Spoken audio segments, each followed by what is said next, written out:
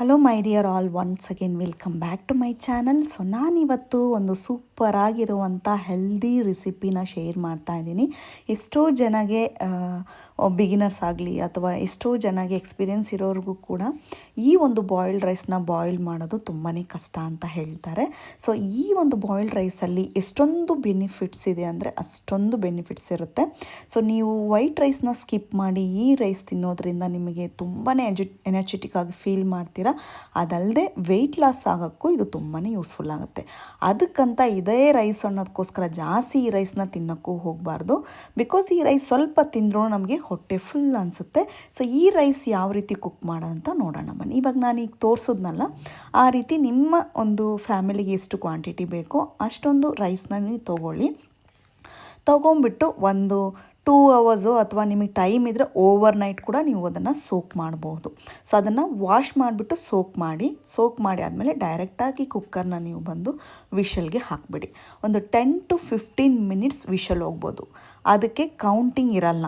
10 to 15 minutes ಚೆನ್ನಾಗಿ whistle ಹೋಗಬೇಕು. So ನಮಗೆ ನಾರ್ಮಲ್ ವೈಟ್ ರೈಸ್ ಕುಕ್ ಮಾಡೋದಕ್ಕೆ ಹೆಂಗೆ ವಿಷಲ್ 1-2 ಬಿಡ್ತೀವೋ ಆ ರೀತಿ ಇರಲ್ಲ.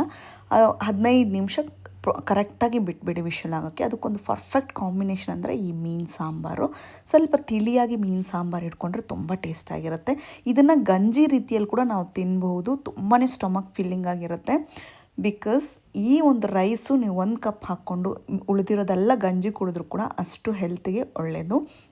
ಸೊ ಇವಾಗ ನೋಡಿ 15 ಮಿನಿಟ್ಸ್ ಬಾಯ್ಲ್ ಮಾಡಿದ್ದೀನಿ. ಇದಕ್ಕೆ ರೇಷು ನೀರಿಂದೆಲ್ಲ ಏನೂ ಇಲ್ಲ. ನೀವು ರ್ಯಾಂಡಮ್ ಆಗಿ ನೀರು ಎಷ್ಟು ಬೇಕೋ ಅಷ್ಟು ಹಾಕ್ಕೊಳ್ಳಿ. ಇವಾಗ 1 ಗ್ಲಾಸ್ಗೆ 5 ಗ್ಲಾಸ್ ನೀರು ಕೂಡ ನೀವು ಹಾಕ್ಕೋಬೋದು. ಬಿಕಾಸ್ ಈ ಗಂಜಿನ ಬಂದು ನಾವು ಸ್ಟೈನ್ ಮಾಡಿ ತೆಗಿಬೇಕಾಗುತ್ತೆ. ಬೇಕಿದ್ದರೆ ಈ ಗಂಜಿ ಸಮೇತನೇ ನೀವು ಯಾವುದಾದ್ರೂ ಒಂದು ಪಿಕ್ಕಲ್ ಕೂಡ ಇಟ್ಕೊಂಡು ಅಥವಾ ಆನಿಯನ್ ಕೂಡ ಯೂಸ್ ಮಾಡಿಕೊಂಡು ತಿನ್ಕೋಬೋದು ಗಂಜಿನ.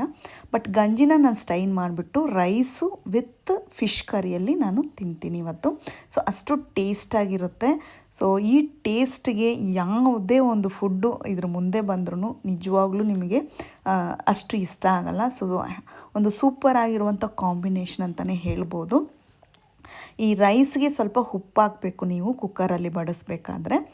ಸೊ ಇದು ನಾರ್ಮಲಾಗಿ ಪಾತ್ರೆಯಲ್ಲಿ ಮಾಡೋಕ್ಕಾಗಲ್ಲ. ಈ ರೀತಿ ಕುಕ್ಕರಲ್ಲಿ ವಿಷಲ್ ಇಟ್ಟೇ ಮಾಡಬೇಕು. ಇವಾಗ ನೋಡಿ ಎಷ್ಟು ಉದ್ರಾಗಿ ಸೂಪರಾಗಿ ಬಂದಿದೆ.